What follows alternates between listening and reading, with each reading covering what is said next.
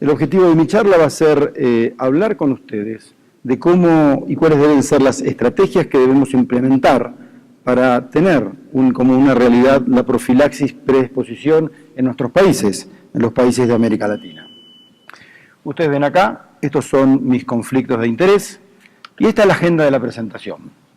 Creo que es clave que primero entendamos cuál es la situación epidemiológica en Latinoamérica en este momento, si estamos cerca de alcanzar los objetivos que OPS y OMS han propuesto y cuál es la realidad nuestra.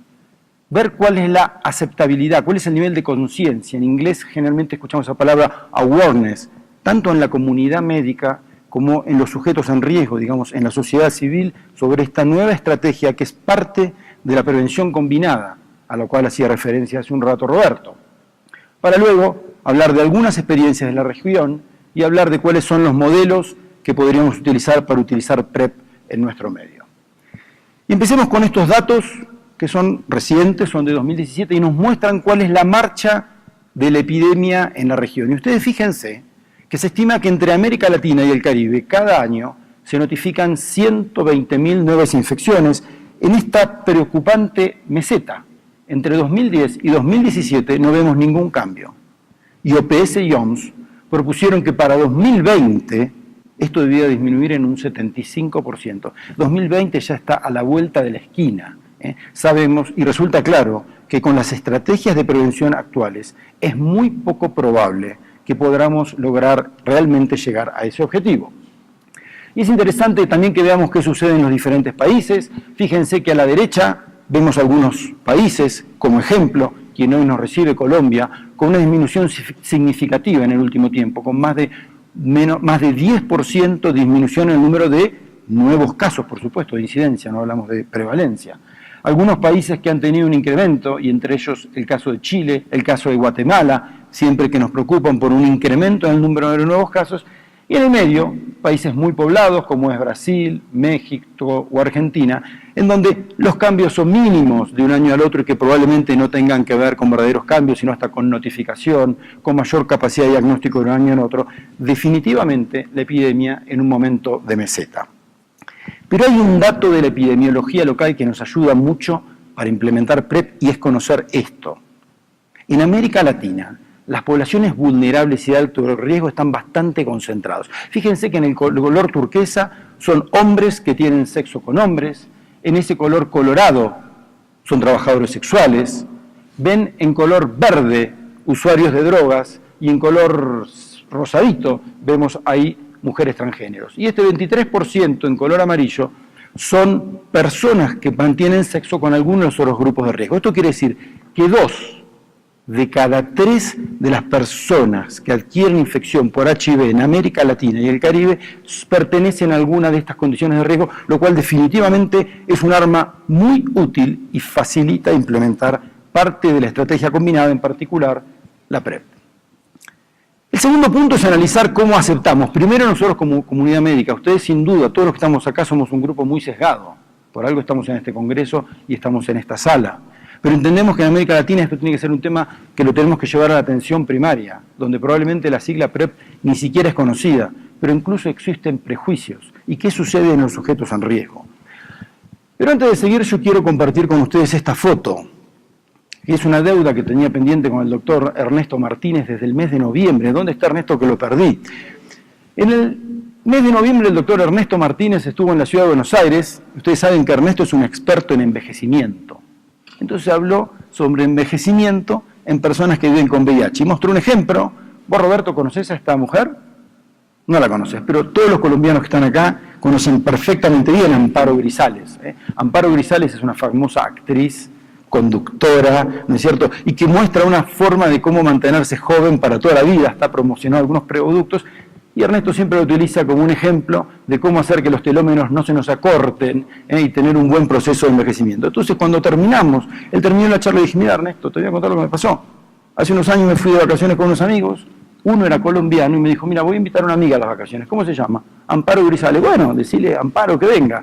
Y resulta que Amparo vino y compartimos las vacaciones y a Ernesto le costaba creerme. Entonces yo le traje hoy este documento Prométanme que le van a contar que yo mostré la foto, que estaba Amparo con nosotros en las vacaciones y pasamos algunos días en Uruguay hace 7 u 8 años. Pero esto para mostrarle a los colombianos que me siento cerca, que conozco muy bien a Amparito, que se ha hecho una amiga. Pero volviendo al tema de la agenda, que era aceptabilidad, es bueno que empecemos por casa. Yo les voy a contar mi historia personal, siendo desde 2004, cuando por primera vez leí, no estaba la sigla PrEP. Leí que en el Congreso de IAS, de la Sociedad Internacional, que se hacía en la ciudad de Bangkok, en Tailandia, en una sala muy pequeñita iban a hablar de ofrecerle profilaxis preexposición a mujeres en países de África, en Ghana y otros países, con tenofovir entrecitavina. Me pareció descabellado. En ese momento, para mí era muy difícil en Argentina prescribir a un paciente tenofovir entrecitavina porque todavía tenía muy alto costo. Era común que utilizáramos acetateilamibudina e íbamos a darla como prevención. Como un símbolo puse el Congreso de la IAS de París 2017, el último, en dos meses se repetirá en Ámsterdam, la evidencia científica, documentando la eficacia y la efectividad de distintos programas. Recientemente en CROI se demostró cómo en Australia un programa alta efectividad en prevenir hace que nuestra cabeza debe definitivamente cambiar al respecto. Y vieron que Roberto pasó muy rápido por el PRAUD. Eso no fue una omisión de Roberto, esto estaba todo planeado, ¿no es cierto? Roberto me dejó a mí para que yo compartiera con ustedes este estudio que es diferente. Este no es un ensayo randomizado y controlado como el resto. Este es un estudio que se hizo en Londres, en Inglaterra en realidad. Utilizaron 13 clínicas que asisten a hombres que tienen sexo con hombres, que eran de alto riesgo, y los invitaron a participar en un ensayo de PrEP, recibiendo tenofovir entrecitavina diario ya, o que les tocara hacerlo dentro de un año, pero no era randomizado. El grupo que no recibía ahora no recibía placebo, pero el que recibía estaba seguro que estaba recibiendo todos los días tenofovir entrecitavina. El que no recibía sabía que en mayo de 2019 le iba a tocar recibirlo dentro de un año. Entonces teníamos un grupo inmediato y un grupo diferido. Y habitualmente nosotros hacemos hincapié en esta columna, es decir, extraordinaria reducción de un 86%. Pero yo no me quiero centrar en eso. Me quiero centrar en qué le sucede a la población de alto riesgo. Y quiero ponerlo en negrita, en itálica, subrayado en la computadora. De alto riesgo cuando no se implementan otras medidas. Fíjense que en el PRAUD ese riesgo fue de 8.9. Si me permiten redondearlo, estamos diciendo que 9 de cada 100 de esos sujetos se infectaron en un año.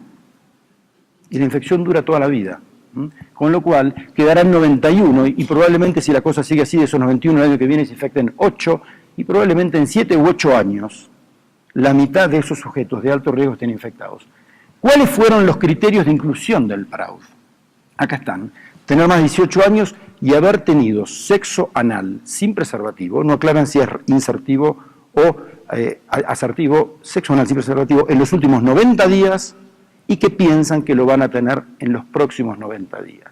Entonces, fíjense, eso es cuando hablamos de poblaciones de alto riesgo. Y cuando hacemos un resumen de qué sucede con el grupo control de todos estos ensayos randomizados y controlados, que son todos los que recién analizó Roberto, excepto el primero, que es el estudio en usuarios de drogas, una población diferente, vienen todo el resto. Aquí está el PRAUD con 8.9, el hipergay 6.6, todos entre 2, 3, 4, 5.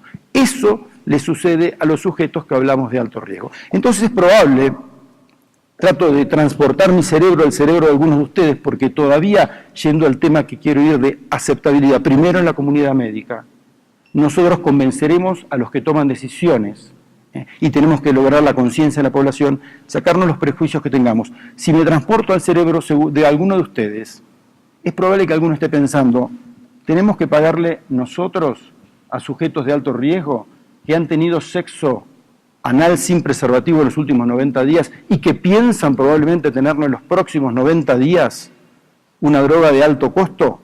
Lo cierto es que como sociedades en Latinoamérica, todos los países decidimos pagarle el tratamiento para toda la vida. Entonces esto debemos tenerlo también en cuenta. Entonces por ahí nos podemos sacar alguno de esos prejuicios que tienen que ver con la implementación. ¿Qué sucede a nivel de la comunidad? Voy a utilizar solo 2 ejemplos. Este es un estudio de la Fundación Huésped en Argentina, donde analizaron en mujeres transgénero alta aceptabilidad. Otro estudio de Beatriz Greenstein en Brasil, en mujeres transgénero. Fíjense, 3 de cada 4 tenían interés realmente, con lo cual en la comunidad se puede crear esta conciencia de adaptabilidad, pero hay que trabajar. En nuestro país, por ejemplo, existen todavía grupos de sujetos en alto riesgo que se oponen fuertemente a esta idea y será rol nuestro trabajar en esto, como lo voy a mostrar en los próximos slides. Uno de los primeros puntos, entonces, definitivamente, es que tenemos que lograr generar esta conciencia. Y si pensamos que tenemos que trabajar en atención primaria, no van a ser infectólogos, no vamos a ser infectólogos quienes probablemente prescribamos PrEP. A estos que no son pacientes, son personas sanas, que no tienen fuerte vinculación con el sistema de salud, la mayoría de ellos jóvenes que tienen una vida sexual activa o muy activa, si no, no requerirían PrEP. Entonces, tenemos que salir hacia estos grupos de médicos a realmente generar conciencia y generar información, y también a la sociedad civil. Definitivamente hay otras situaciones que hablábamos recién de los prejuicios. Uno de ellos es la compensación de riesgo. Es decir, bueno, esto va a reemplazar al condón. Esto es parte de lo que se llama definitivamente la prevención combinada. No debe reemplazar al condón, sino que debe ser una herramienta más. O el aumento de las enfermedades de transmisión sexual. Y Roberto mostró datos muy interesantes, pero en América Latina, salvo Brasil, prácticamente ningún país tiene programas de PrEP. Y ustedes no ven aumentos de gonorrea, clamidia y sífilis en particular, como decía Roberto, definitivamente lo vemos. Y esto no es impacto del PrEP, porque en América Latina todavía no tenemos casi programas. Hay una realidad, se puede explicar por muchas cosas. Roberto comentó el Grindr, que para el que no sabe es una aplicación telefónica para contactos sexuales de hombres que tienen sexo con hombres, como lo es el Tinder, que es para todo el mundo. Las aplicaciones sin duda han llevado a mayor libertad sexual. Y definitivamente nos es muy importante el aspecto económico.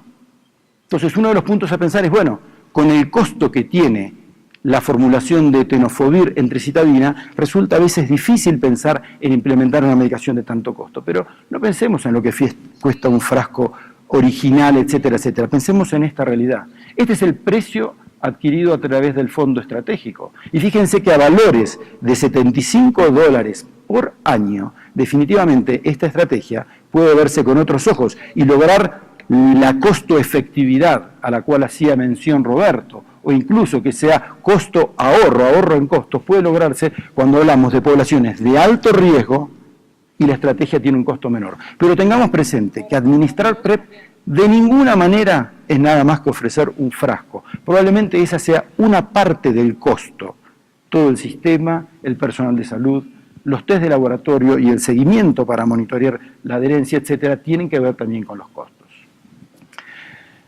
¿Qué experiencias tenemos en la región? Y definitivamente, si hablamos de esto, es difícil no hablar de Brasil y también de Perú, el primer enrolador en el estudio HYPERX, el primer estudio publicado en la literatura, y Brasil, sin ninguna duda, así como lo fue en tratamiento antirretroviral hace un par de décadas, hoy lo es en profilaxis preexposición, y solo para compartir con ustedes algunos de los estudios de demostración hechos en Brasil, como por ejemplo, ustedes pueden ver acá, estudios hechos en el Fiocruz, el estudio entre hombres que tienen sexo con hombres y en población transgénero, preparadas para población transgénero, y algunos otros estudios de implementación que también podemos ver.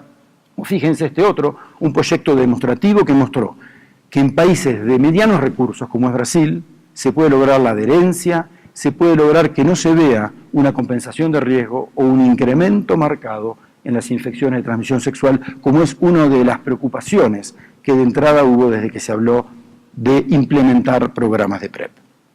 Otro proyecto que va más allá de Brasil es el Preparedness, que también incluye a México y a Perú, con el objetivo de enrolar a 7.500 personas de alto riesgo, hombres que tienen sexo con hombres y mujeres transgénero con tenofovir en tricitabina en forma diaria. Definitivamente distintos estudios que están logrando que en la región empecemos a tener algo de experiencia. Y este es el mapa mundial que nos muestra que en azul están coloreados aquellos países que tienen aprobación regulatoria. En América Latina no le damos tanta importancia. En América Latina sale un antibiótico nuevo y tal vez la aprobación es para infección de piel y partes blandas e intraabdominales. Pero si la droga se concentra en pulmón y el paciente tiene ese germen en pulmón, nosotros lo administramos. En Estados Unidos es bastante diferente, ¿eso no es cierto, Roberto? Se guía mucho por la aprobación.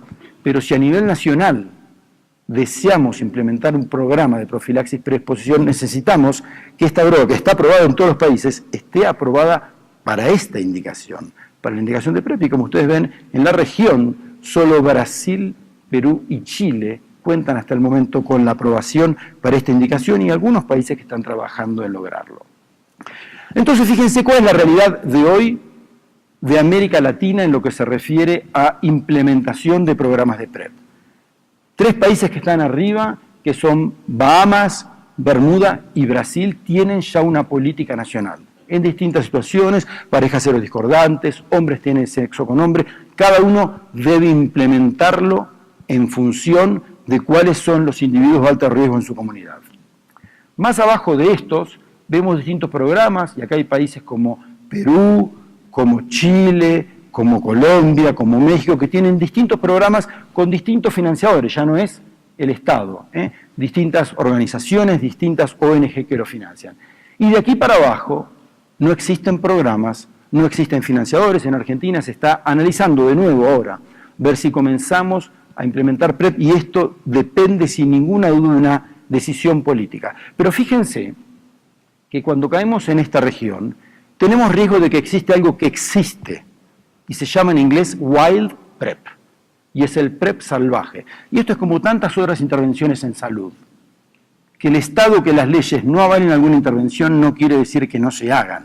En nuestro país en este momento hay una discusión sobre la aprobación o no del aborto, y los abortos siguen existiendo. Probablemente creo que la discusión es si es el aborto legal o ilegal. Los abortos se hacen. Hoy en la Argentina y en muchos países de América sigue habiendo PrEP salvaje. ¿Qué quiere decir? Que un amigo que está en tratamiento antirretroviral, que le sobraron un par de frascos de Truvada, que es el nombre comercial, se lo presta. Y eso es de altísimo riesgo, porque este sujeto no se testea, este sujeto no tiene certeza de no estar infectado por HIV y tal vez esté tratando con 2 drogas la infección, no ha descartado tener hepatitis B, y nada peor sería que comenzar con drogas activas y de pronto interrumpirlas. Con lo cual, sepamos, y esto ocurre, que cuando no se decide oficializar una medida como esta, probablemente se empieza a instalar en la sociedad, y por eso hice la comparación con un procedimiento frecuente, como es el aborto, que cuando no es legal se hace igualmente, solo que se hace por vías ilegales y siempre con más riesgo para el que se somete. Y fíjense cómo en la región también, al igual que lo que presentaba Roberto hace un rato, ya se han hecho algunos estudios de costo-efectividad, de ahorro en costos, que han mostrado que en distintas poblaciones, siempre alto riesgo y logrando bajar el costo de la droga, logramos que este objetivo deseado también, y es comprensible desde el punto de vista económico, de la costo-efectividad se logre alcanzar. Así que entonces vayamos al último de los puntos y pensar en cómo podríamos trabajar para implementar modelos de PrEP en la región. El primero de los puntos es que en países de medianos y bajos recursos hay poca experiencia. La mayoría de los estudios que tuvieron alta eficacia fueron en países más desarrollados, excepto el IPRES, que enroló en Perú, que enroló en Ecuador. Pero los estudios en mujeres en África mostraron baja eficacia. Pero definitivamente estos estudios de implementación y de demostración que hicimos hace un rato nos muestran que la evidencia en países bajos recursos, hoy Sudáfrica lo está haciendo, puede ser. Vuelvo al esquema que compartimos antes. Que tengamos que 2 de cada 3 infecciones en nuestra región se limitan a determinados grupos, sin duda favorece nuestra tarea y probablemente logra que sea más efectiva.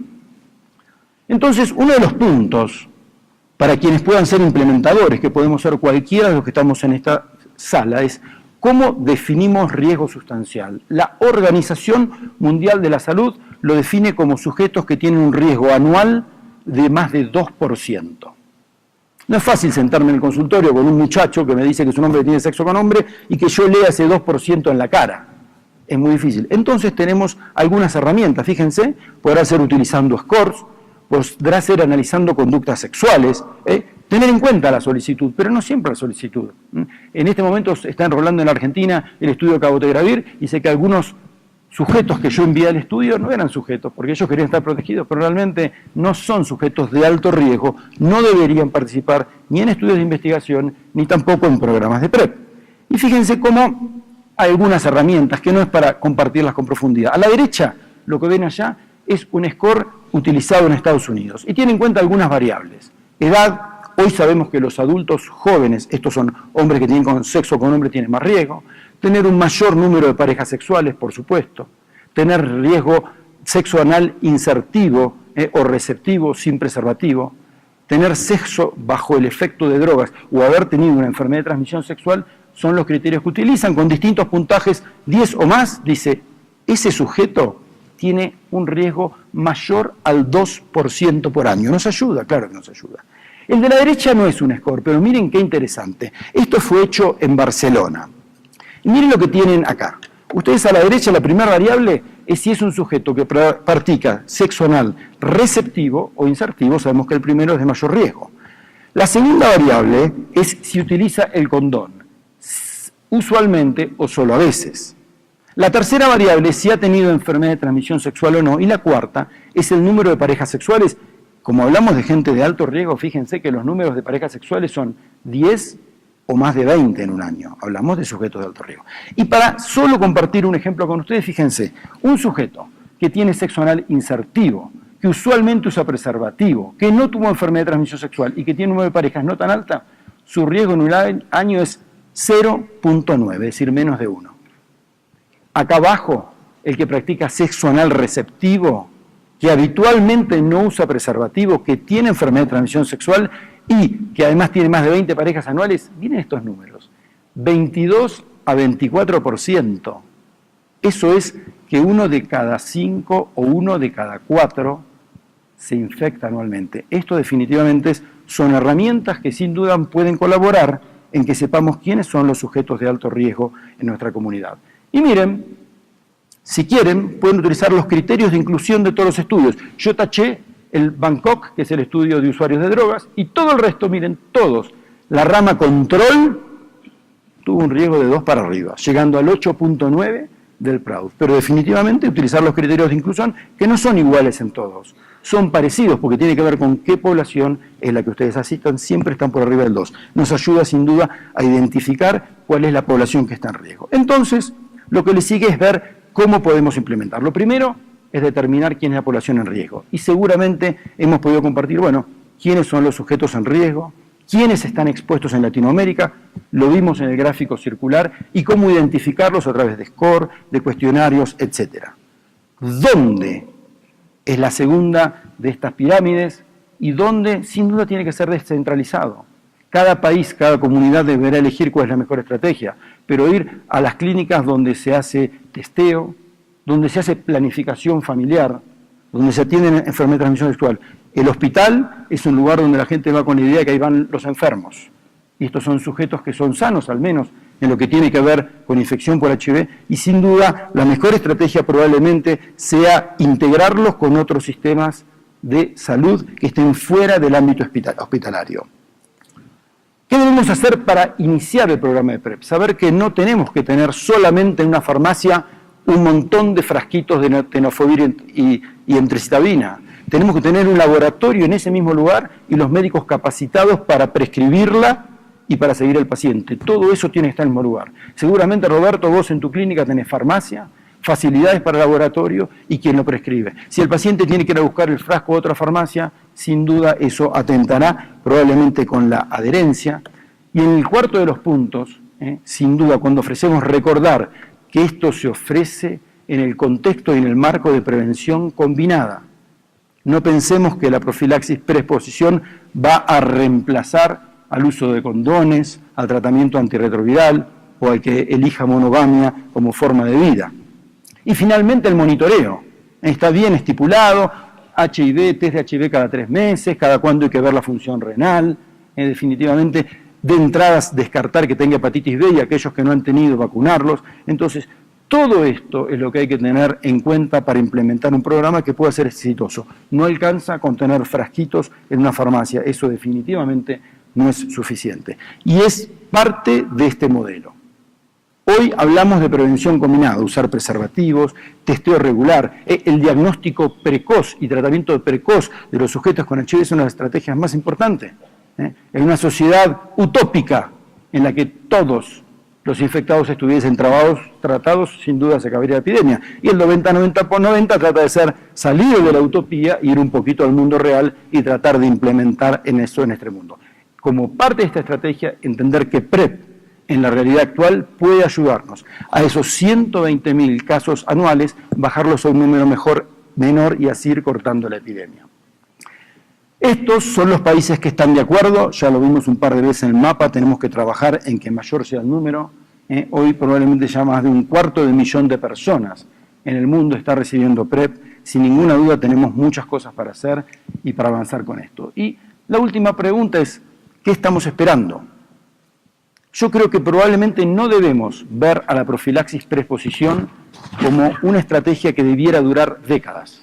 Si nosotros alcanzáramos el 90, probablemente la epidemia empezaría a cortarse. Pero el PrEP podrá ayudarnos a contener el primer 90, que se nos escapa todo el tiempo, porque nos cuesta mucho diagnosticar y en nuestra región nos cuesta más que en los países ricos del hemisferio norte. Pero si siempre se nos escapa el número de infectados, nunca llegamos. Si nosotros logramos contener el número de infectados con prevención combinada que incluya PrEP, probablemente logremos diagnosticar al 90, tratarlos, ponerlos indetectables y que la epidemia esté contenida. Muchas gracias.